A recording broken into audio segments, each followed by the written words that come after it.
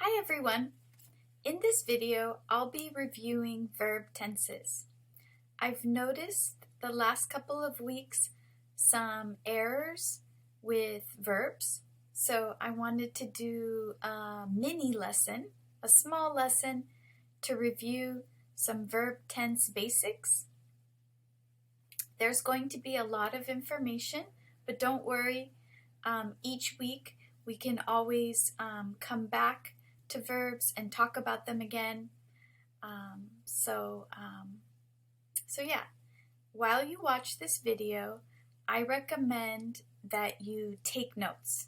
So take out a piece of paper and write down some main points and maybe write down your own example sentences. And while you watch, you can always pause the video. I hope that this video tutorial and these Canvas pages will help you be able to be more consistent, more accurate with your verb tenses and use it correctly. Okay, so in this chart I have three basic tenses: present, past, and present perfect. And for those three tenses, we use it in the simple aspect or continuous aspect. And so I'll talk about each one. So present has to do with right now. But we use the simple present when we're talking about a habit or general truth. So a habit can be something you do every day, usually, always, sometimes. The way we make the present tense is use the base verb. I go, you go, we go, you all go, they go. However, when the subject is he, she, or it, or a singular noun, we add s, or sometimes es, like he, she, it goes. So for this third person singular, that's what this is here, we add s to the verb. Here are some examples. I try to study a little bit every day. This is a habit of mine. If you want to make it negative, we add don't. Or in a question, do. Do you study every day? And then you always want the base verb in a negative. Don't, and then the base verb want. Now, if the subject is he or she or it, we're going to add the s. He tries to study a little bit every day. And to make it negative, we're going to use doesn't and the base verb. He doesn't want to lose motivation.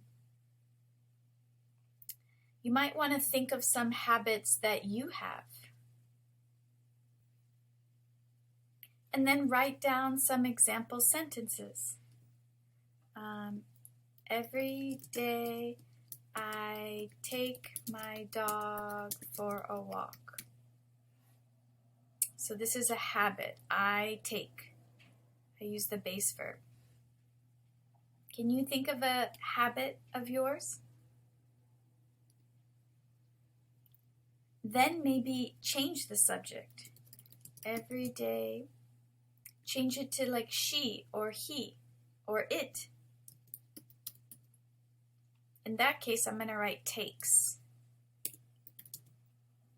Every day she takes her dog for a walk.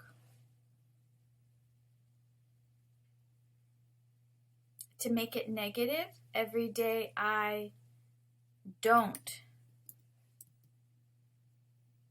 And then if the subject is she, I'm going to say she doesn't take.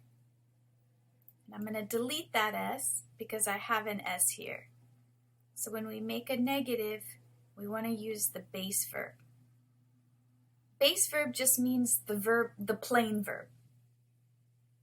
Okay. Now, for present continuous, it's something that you're talking about right now at this moment. And we do the be verb in the present tense, the verb, and ing. I am going. You are going. He, she, it is going. We are going. You all are going. They are going. For example, what classes are you taking this semester? This semester I'm taking ESL 105. Or what are you doing right now? Write down an example sentence. I am listening to this video. Okay, let's move on to past. So past is pretty simple because it's something that happened before. And to make it, we add the ed. For example, I moved to the United States in 2014. So we have the verb move, and we're going to add d. If it's negative, we use didn't and the base verb. I didn't know how to speak English. In English, we have a lot of irregular verbs. And I put a link here so that you can have a chart for you to review. So these are like become. The simple past is became. We don't say becomed with an ed. It's became. This is an irregular past tense verb. So if you aren't sure, you can always maybe bookmark or save this and then keep it so you can check. Now past continuous, we use was or were and ing, and we use it when we talk about something that was in progress in the past. It was happening at that moment, so it wasn't finished. For example, while I was reading, I was listening to the YouTube video. So those two things were in progress at the same time. Or, what were you doing yesterday at 8 p.m.? What were you doing at that moment? So it was in progress at that moment. I was taking a shower. It wasn't finished. It was in progress at that moment. More often we use the simple past, but sometimes we use the past continuous. Okay, the last one I want to talk about is the present perfect, and it has a couple of uses. The main way we use present perfect is to talk about something that started in the past and continues today. So it's from before up until now, and it's still continuing.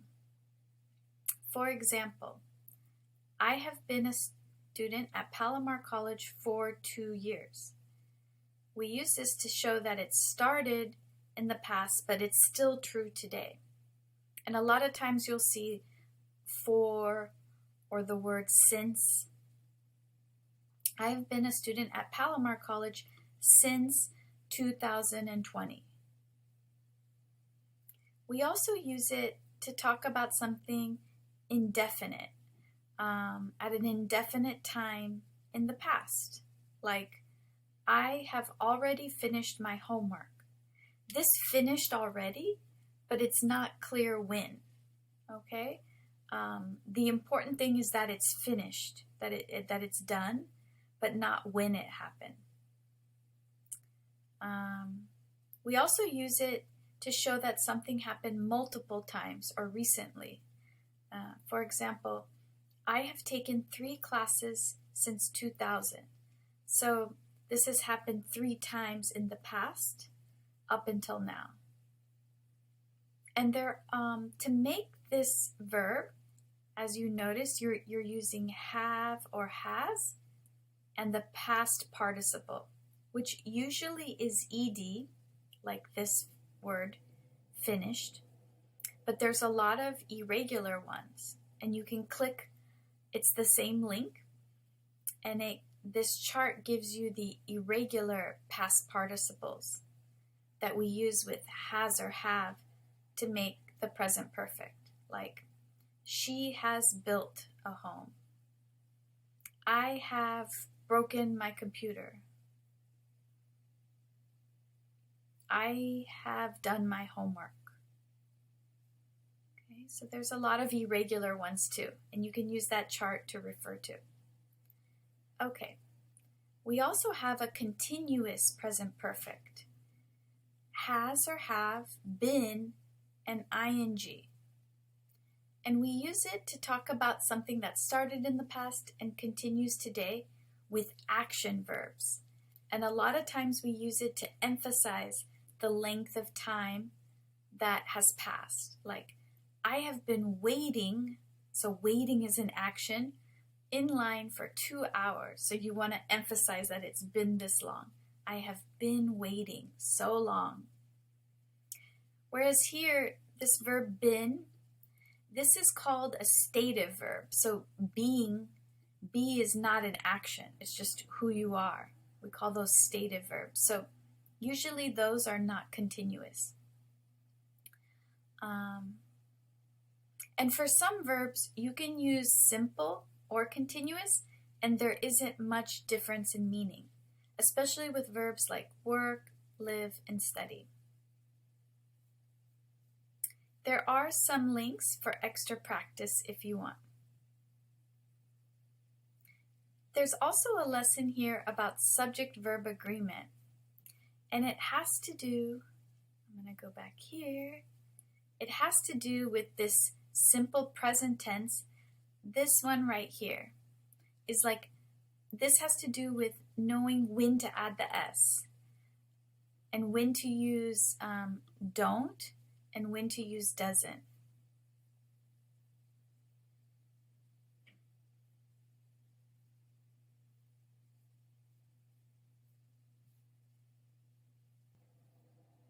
What's wrong? What's wrong with these sentences? The dogs chases the cat. So the subject is dogs. This is plural. It's like saying they. They. So if your subject is they, you're just going to say chase. It shouldn't have the S. So in this case, the subject and verb don't agree. The big dog run. We have another error here. What is it? The big dog is singular. Okay?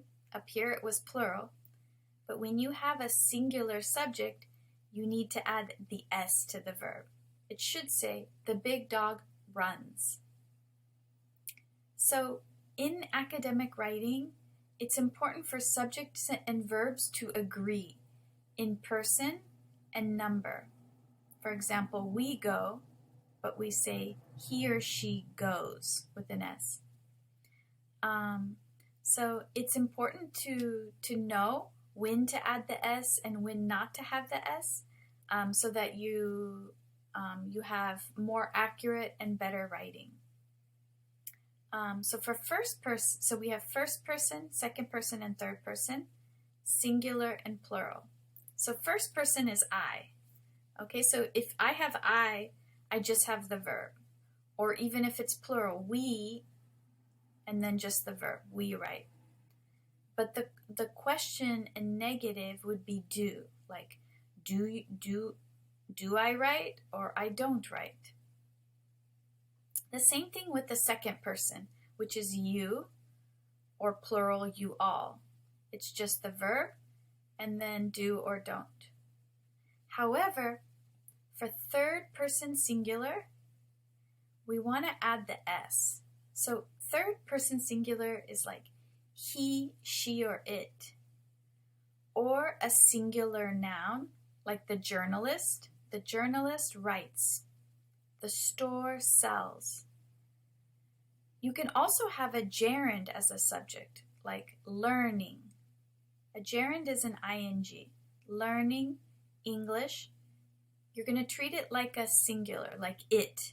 It helps me. And then for the negative, you're going to use doesn't and the base verb. Now, if you have third person plural, it's just the base verb and then don't. Okay, do or don't, just like the other ones. We also have some other irregular verbs. And in Zoom class, we're going to be practice fixing subject-verb errors. And then if you're not able to come to Zoom, click here to check your answers. Okay? You can do this at home on your own and then check your answers right here. Okay, I know that was a lot. Don't worry if you didn't get it all because we'll go over it in Zoom and work on this throughout the semester. Okay, everyone. I look forward to working with you on verbs this week. Bye.